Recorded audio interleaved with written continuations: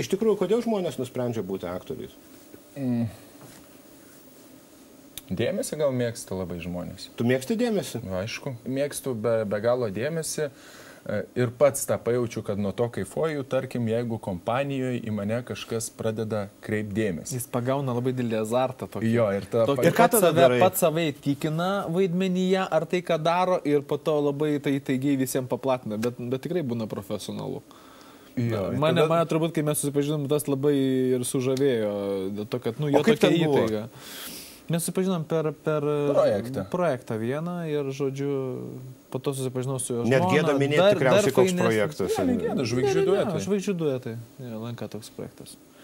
Ir tiesiog, kažkaip tai nežinau, labai daug kalbėjom ir susipažinom.